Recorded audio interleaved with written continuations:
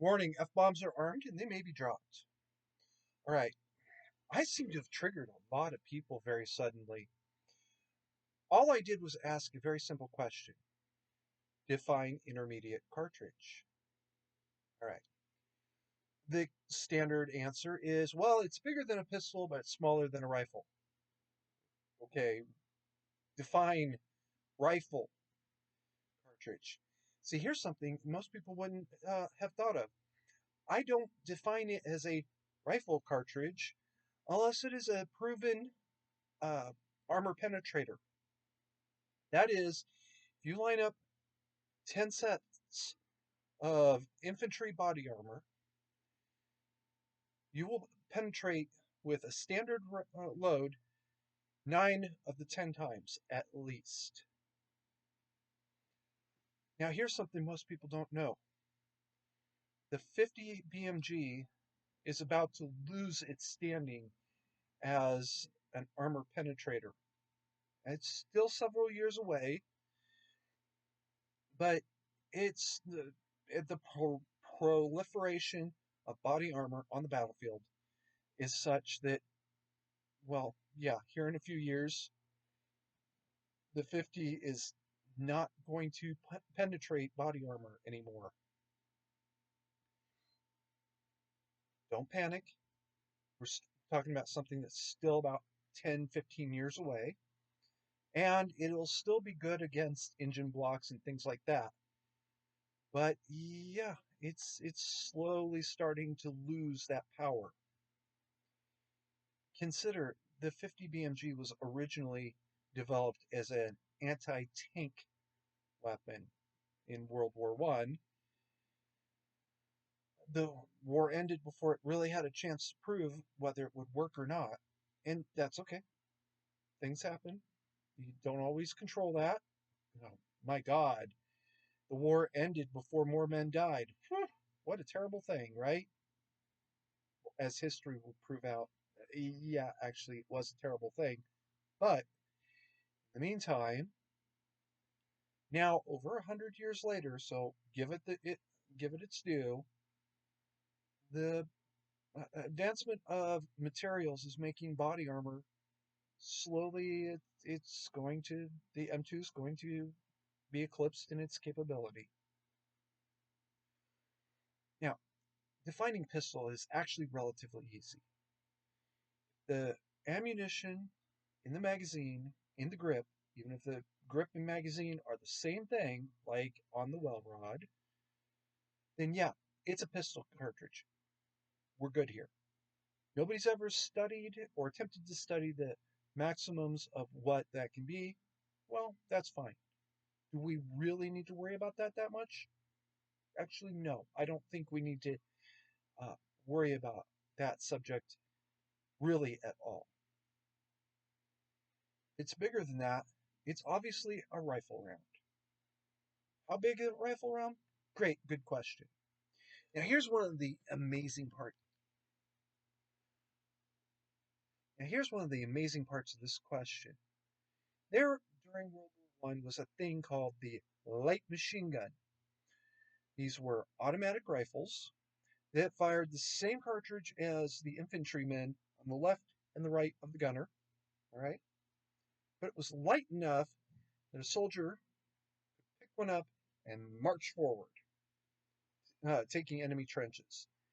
A heavy machine gun was just that. It was too heavy to move. They had to be set in fixed positions with sandbags and berms and uh, uh, armor, gunner's body armor set on front of it so it would set off the explosive charges that the Russians loved to use. Yes, that was a thing. Um,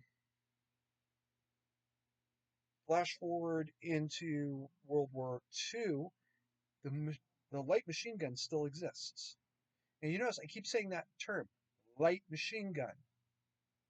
Now I'm going to talk about something else, the medium machine gun.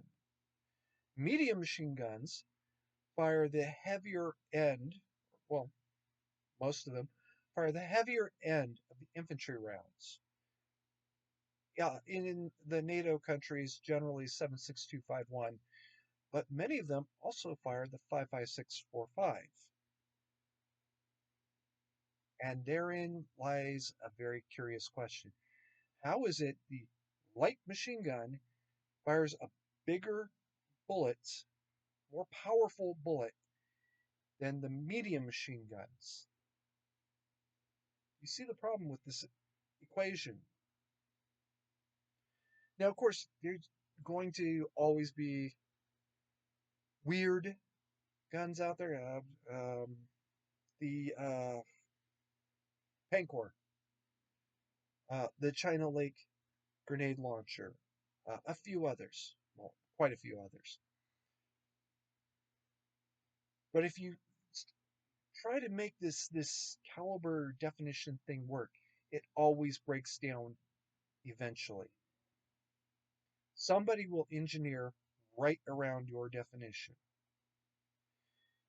That is why I eventually, after about 10 years, longer than that, of trying, finally gave up trying to define intermediate cartridge. I have heard the 7.6251 described both as a rifle cartridge and as an intermediate cartridge by the same individual. And this is a very well noted historian.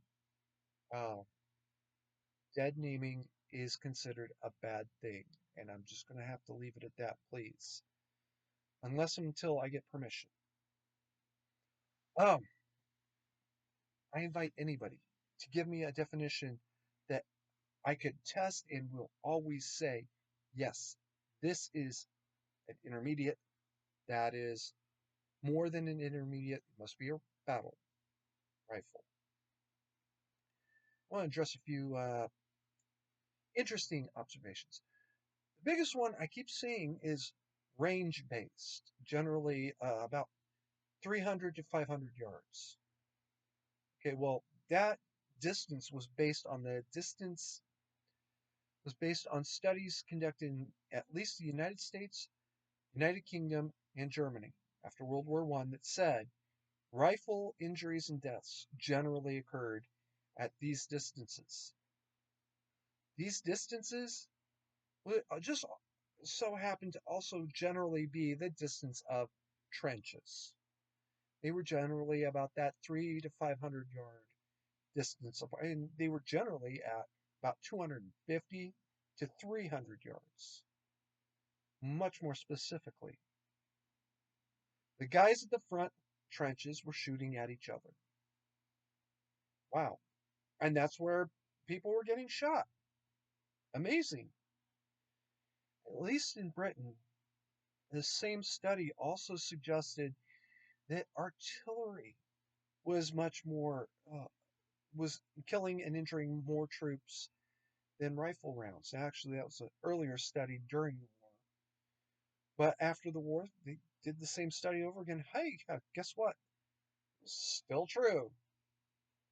That's why the helmet came out before anything else. One of those little weird things. Also, the helmet tended to be the part of the body that would be exposed first at the top of the trench, so that was the part of the body that was more likely to be shot first. Just that's kind of the way wars are sometimes. If you can give me a definition of intermediate cartridge that I can always test and get a yes or no, I'll back off. Until then, if you're truly wise, you'll at least consider this. Maybe there really is no such thing, no such animal, because there's not. Right? I'm saying it. It doesn't exist. Please, for God's sakes, let go of an ancient fairy tale. Right? The definition of intermediate cartridge is as much a myth as the 250 rounds in a minute, mad minute. Kind of the way it is. All right? Keep calm and manage to carry on.